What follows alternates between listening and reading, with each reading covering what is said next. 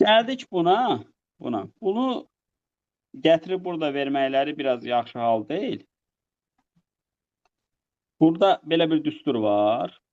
Tangents alfa, tangents 60 çıx alfa, tangents 60 plus alfa.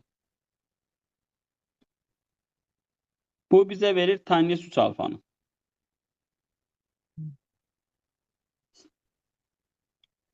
Bunun isbatı da nəyə əsaslanır? Sinus alfa, sinus 60 çıx alfa, sinus 60 plus alfa. Gəlin bunu siz üçün açın.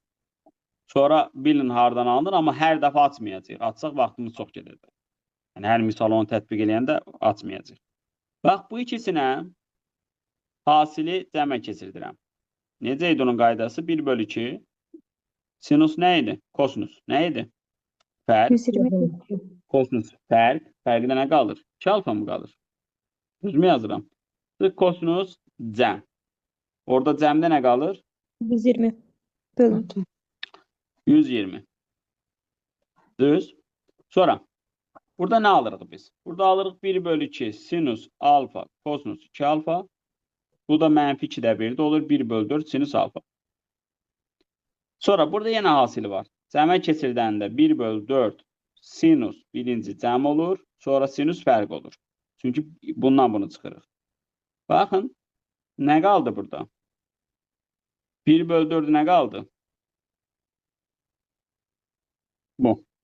Deməli bax, bu düsturumuz 1/4 sinüs 3 alfa imiş. İndi eyni şey kosinüs üçün yazanda. Eyni şey kosinüs üçün yazanda. Kosinüs üçün də belə bir düstur alırsınız.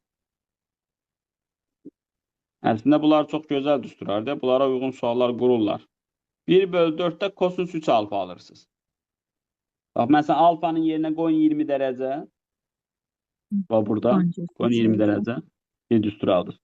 Alfanın yerinə qoyun 40 dərəcə məsələn.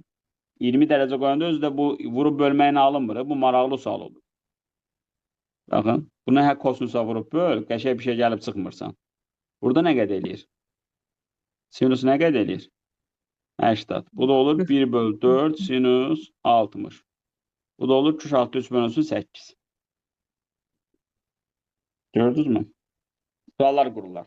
Bax, indi bu ikisini bir-birinə bölməklə də yuxarıdakı düsturu alırsınız. Tangents 3 alfanı. Oradan 4/1'lər gedir. Deməli, bax, fikir verin.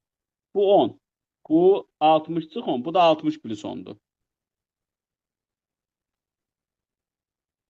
Deməli, bu tangents 3 alfadır. Yəni, tangents 30 dərəcədir. 30 derece. Burasının tangensi 30'umuz da var. Bu da eləyir 1 böl nə? Onlarda tangents kvadratı 30 eləyir. O da eləyir 1 böl. Evet.